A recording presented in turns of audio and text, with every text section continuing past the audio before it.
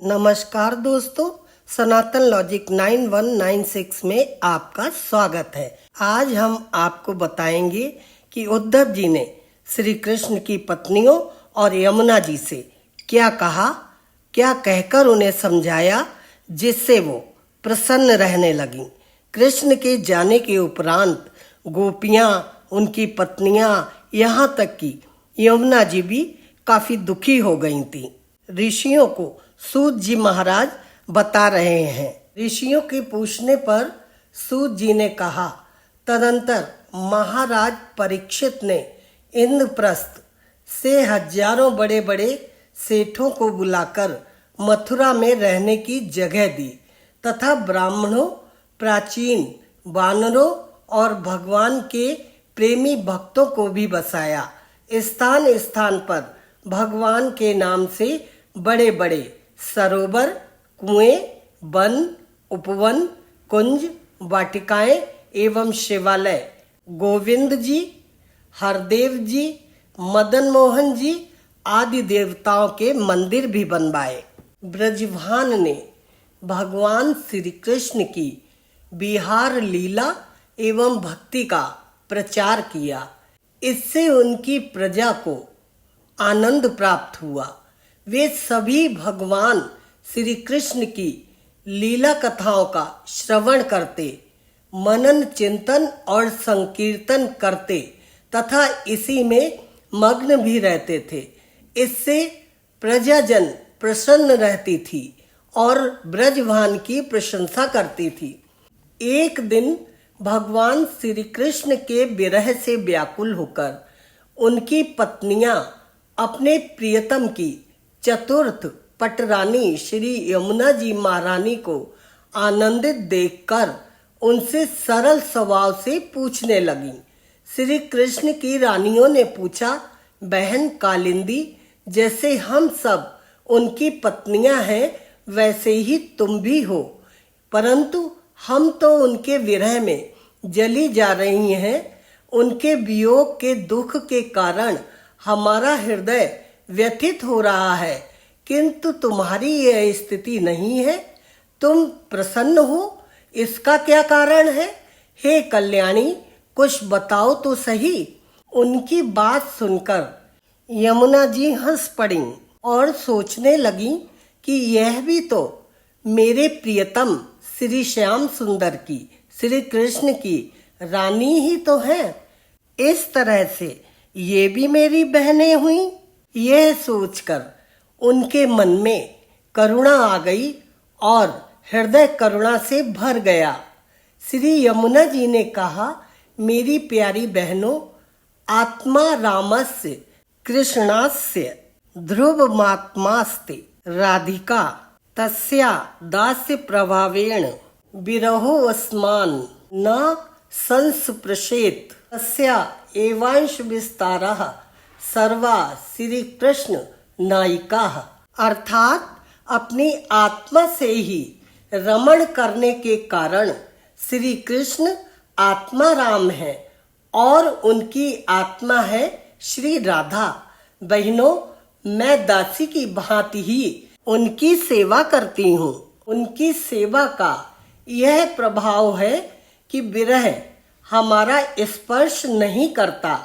भगवान श्री कृष्ण की जितनी भी रानियां हैं, सब की सब राधा जी का ही अंश हैं। भगवान श्री कृष्ण और राधा जी सदा एक दूसरे के सम्मुख हैं। उनका परस्पर नित्य संयोग है। इसलिए राधा के स्वरूप में अंशतः विद्यमान जो श्री कृष्ण की अन्य रानियां हैं, उनको भी भगवान का नित्य साथ प्राप्त होता है।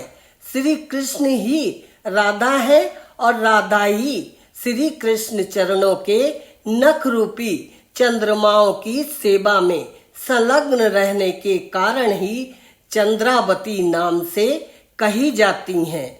मैंने यहीं श्री राधा जी में रुक्मिणी आदि रानियों का समावेश देखा है तथा तुम लोगों का भी सर्वांश रूप से भगवान श्री कृष्ण से वियोग नहीं हुआ, किंतु तुम इस रहस्य को जानती नहीं हो, इसी कारण इतनी व्याकुलता रहती है। इसी प्रकार जब अक्रूर जी नंदगांव से भगवान श्री कृष्ण को मथुरा ले आए थे, उस समय जो गोपियों को श्री कृष्ण से विरह की प्रतीति हुई थी, उसका समाधान उद्धव जी से भेंट होने के पश्चात ही हुआ था। तब उन्होंने पूछा, बहन, हमें उद्धव जी कहाँ और कैसे मिलेंगे? श्री यमुना जी ने कहा, बहनों, वैसे तो उद्धव जी आजकल अपने स्वामी की आज्ञा मानकर बद्रीवन में साधना करते हैं और वहां पर आने वाले यात्रियों को भागवत धर्मों का उपदेश करते हैं। फिर भी गोवर्धन के पास भगवान श्री कृष्ण और गोपियों की विरह स्थली है, उसका नाम कुसुम सरोवर है। तुम वहां जाकर कुछ समय तक भगवान श्री कृष्ण की लीला कथाओं का श्रवण करो और उनका संकीर्तन करो। वहीं पर तुम्हें उद्धव जी मिल जाएंगे और तुम्हारे सारे मनोरथ सफल हो जाएंगे। अर्थात जब उन्होंने इस प्रकार समझाया, तब श्री कृष्ण की पत्नियां सदा प्रसन्न रहने वाली यमुना जी से पुनः बोली।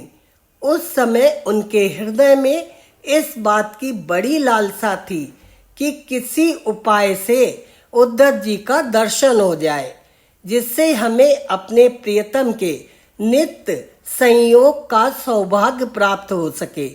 कृष्ण पत्नियां कहती हैं, हमारी प्यारी सखी, तुम्हारा ही जीवन धन्य है, क्योंकि तुम्हें कभी भी अपने प्राणनाथ के वियोग का दुख नहीं झेलना पड़ा।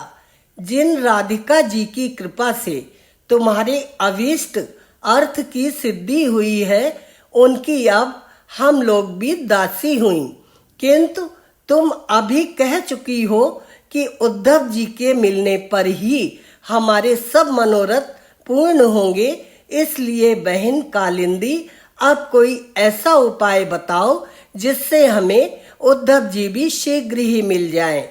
श्री कृष्ण की पत्नियों ने जब यमुना जी से इस प्रकार कहा, तब यमुना जी ने भगवान श्री कृष्ण चंद्र की 16 कलाओं का चिंतन करती हुई उनसे कहने लगी, प्यारी बहनों, उद्धव जी के संबंध में एक निश्चित बात यह भी है कि उन्हें भगवान ने अपना उत्सव स्वरूप प्रदान किया है। भगवान का उत्सव उद्धव जी का अंग है, वे उससे अलग नहीं कर सकते। इसलिए अब तुम लोग वज्रनाभ जी को साथ में लेकर वहां जाओ और कुसुम सरोवर के पास ठहरो। उद्धव जी कहते हैं, श्रीमद् भागवत के महात्म के संबंध में यह आख्यायिका मैंने अपने गुरु बृहस्पति जी से सुनी और उनसे श्रीमद् भागवत का उपदेश प्राप्त कर उनके चरणों में प्रणाम करके मैं बहुत ही आनंदित हुआ। जो भी इस भागवत की कथा को सुनता है, उसका जीवन आनंद के सरोवर में गोते लगाने लगता है। उसी के बल से मैं यहाँ नारद कुंड पर सदा स्वेच्छानुसार विराजमान रहता हूँ। भगवान के भक्तों को श्रीमद् भागवत के सेवन से भगवान श्री कृष्ण के तत्व का प्रकाश प्राप्त होता है। इस कारण यहाँ उपस्थित इन सभी भक्त जनों के कार्य की सिद्धि के लिए मैं श्रीमद् भागवत का पाठ करूँगा, किंतु इस कार्य में तुम्हें ही सहायता करनी पड़ेगी।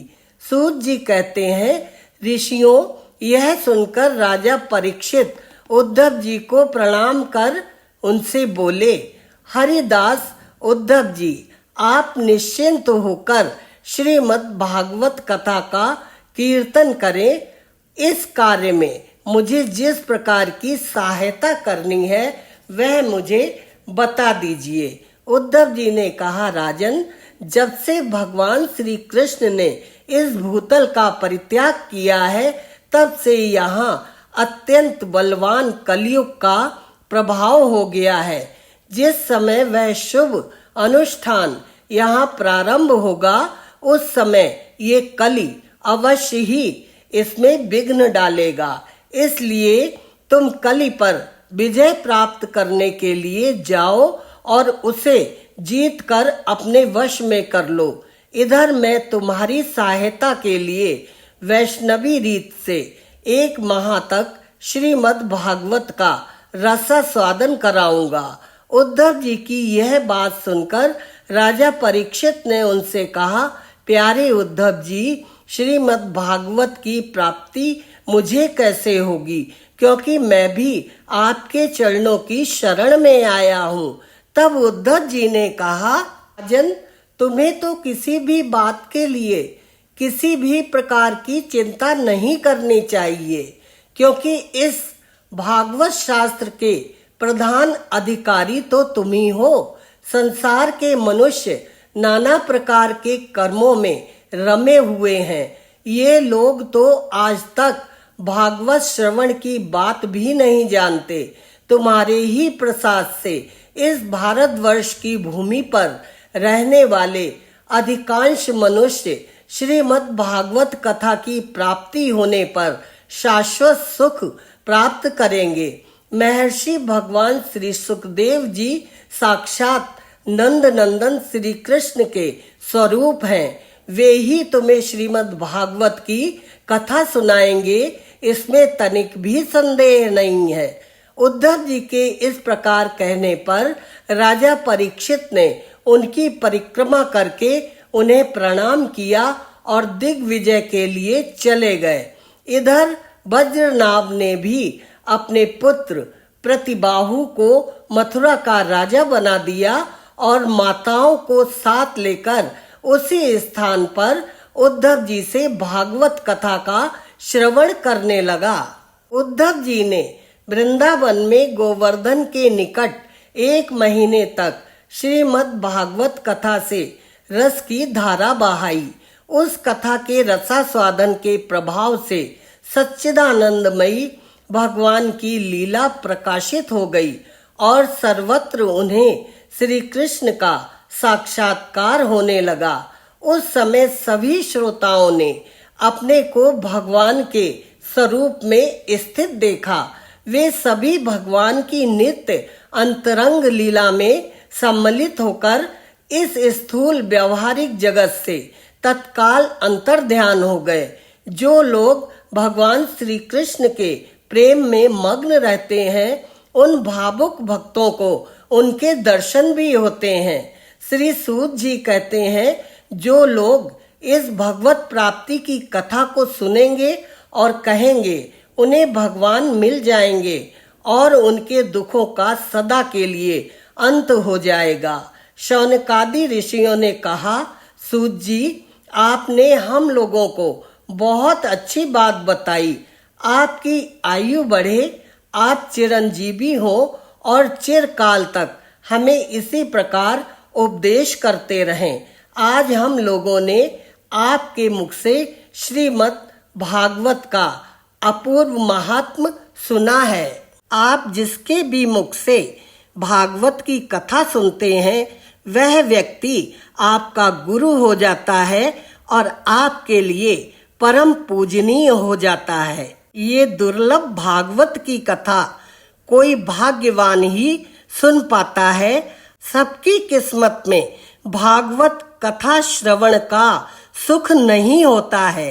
जो एक बार अपने घर में इस भागवत पुराण का पाठ कराता है उसे यज्ञों के बराबर पुण्य प्राप्त होता है। दोस्तों, आज के वीडियो में बस इतना ही। शीघ्र ही मिलेंगे एक और अच्छा सा वीडियो लेकर। तब तक आप अपना ध्यान रखना। राधे राधे।